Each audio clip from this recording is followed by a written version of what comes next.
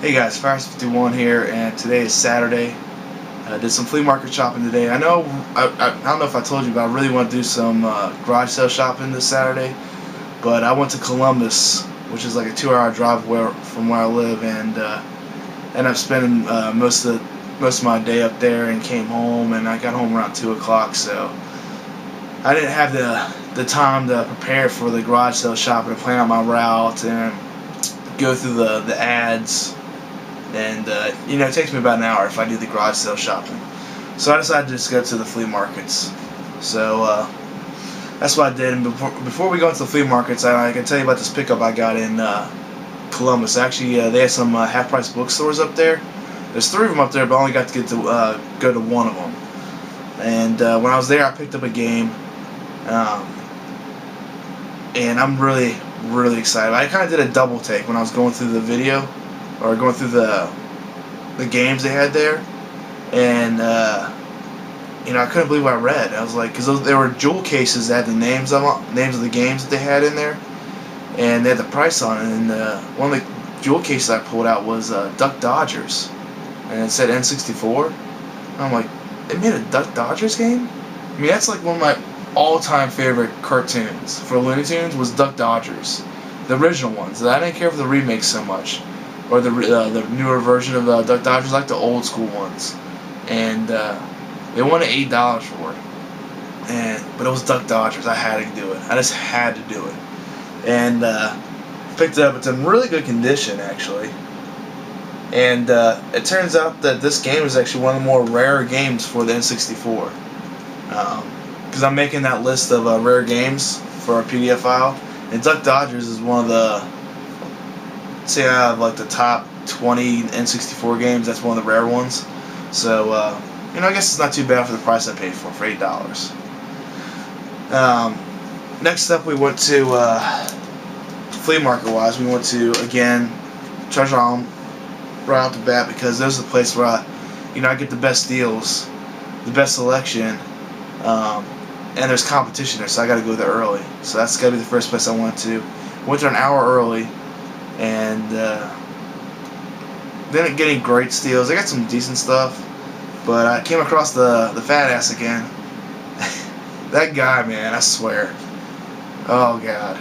When I went through the whole outside once through, and then I was going back through a second time when he showed up, and I was just moseying around because I'd already been through everything. So I was just taking my time, checking out stuff, seeing if there's like a game mixed in with a whole bunch of other crap.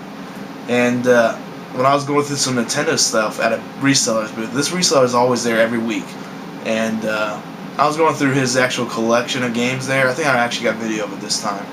And I was talking to the owner how much he wanted for a game, and the fat ass was like fucking right here behind me. I mean, he was super fucking close. Like, he wanted to make sure like I wasn't fucking stealing something, I guess, from under him. But I was like, whatever, I actually left after that, because I already picked up some games. So let's talk about what I picked up here. This first game, it's called, for PlayStation 1, it's called Board Game Top Shop. And it sounds like a shitty game, but I picked it up because the way it looked. Actually, let me take this jewel case off. The jewel case looks like shit, so it's kind of hard to see the book art. I mean, if you take a look at that, I don't know if you guys watch anime or read manga, but that just reeks of Japanese culture and influence. And let me show you the back, because that really shows like the cat. Let me try to get better. I can't do it very well. Is that focusing on there? I don't know. Either way, there's like a cat that talks, and that's so Japanese. And I just picked it up for shits and giggles, honestly. I like the Japanese culture. I watch anime, I read manga, so I picked it up just for just to get that the cultural references that are going to be in this game. I guarantee they will be, even though it's in English. It's going to be pretty much a straight rip of the Japanese game. And I asked him how much he wanted for it, because I'm not going to pay like $3 for this game. But he said $1, and I was like, sold. $1 for interesting game to review and play.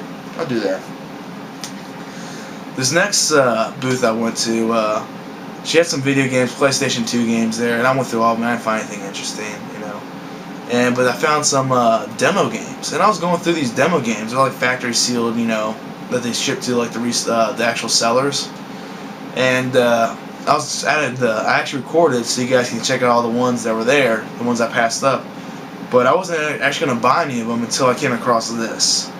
I mean, this looks so sweet. I mean, you guys may not be into like first-person shooters, but Killzone. I mean, this cover art just looks so. I just love it. I mean, if there was a huge poster of this, I'd probably buy it.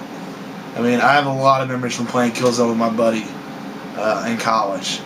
I mean, just having a shit ton of fun getting drunk and playing him and the bots in the game, and just had a lot of fun. I also picked up Jax 2, because once I decided I was gonna pick up one, I decided I was gonna pick up some more, get a good deal, you know. And this one I'm kind of excited about too. It's Ratchet and Clank, Going Commando. I asked her how much she want for them, and she looked in the bin, and on the bin there was a sticker that says $2 a game. But it was the same bin that had PlayStation 2 games. So I think she got confused that these aren't actually games, these are demos.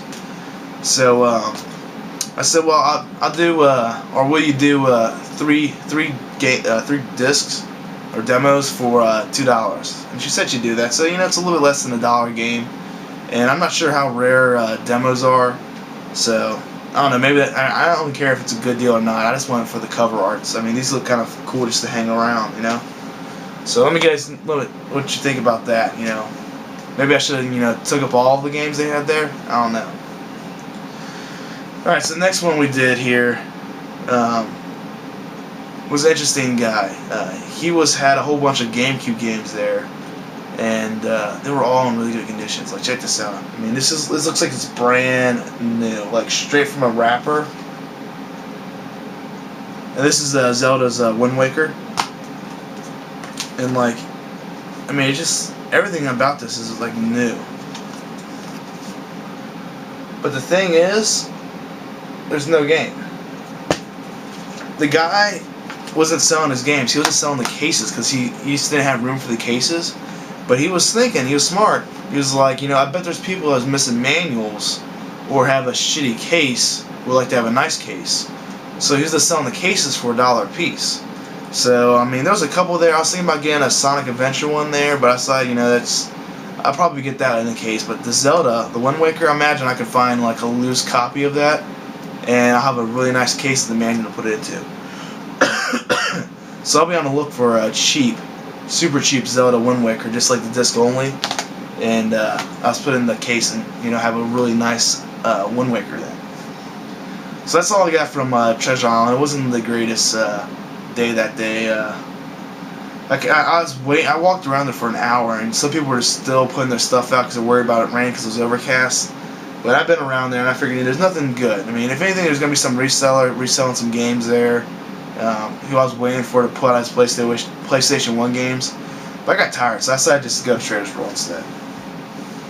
And again, Trader's World was like literally across the bridge, you know, it's right down the street. And it costs $2 to get in. It's twice as costly to get in. And they have hardly anybody selling games there. I mean, anybody selling, period. Outside, I mean, the indoor booth is like twice as big, but the outdoors is half the size.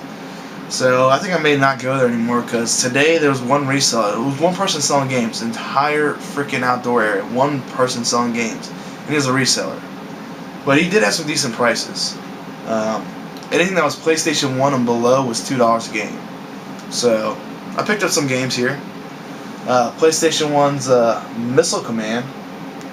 The Atari remake here. It actually looks really cool. This game is actually in really good condition.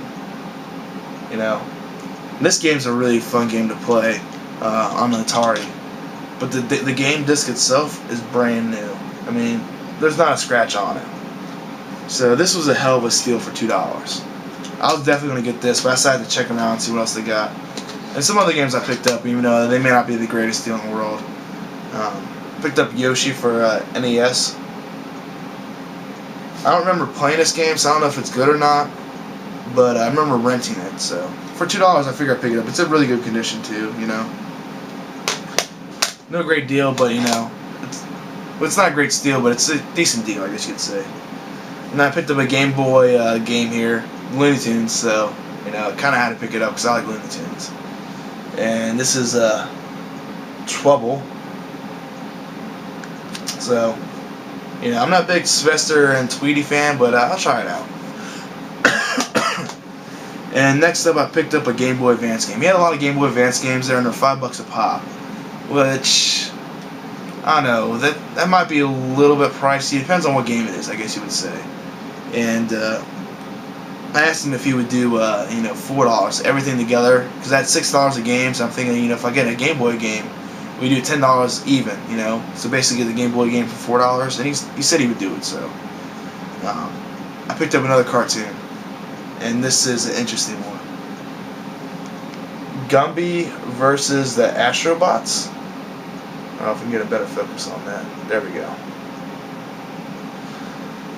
I don't know if any of you guys actually watched Gumby growing up, man. I mean, I was born in '83. I actually watched it when I was a kid. So, I'm kind of interested. I want to see if the block kids are in there. Like the guys with the big fucking heads that are square. I'm really interested in seeing how much of the game, the cartoon was actually in this game. So, that's all I picked up at Trader's World. And honestly, that was the only thing that was there. I'm going to cut it off here, though, because the next place I went to, Caesars Creek, had amazing pickups. So I got a little bit of backstory, you know, to say with that one. So stick around for part 2.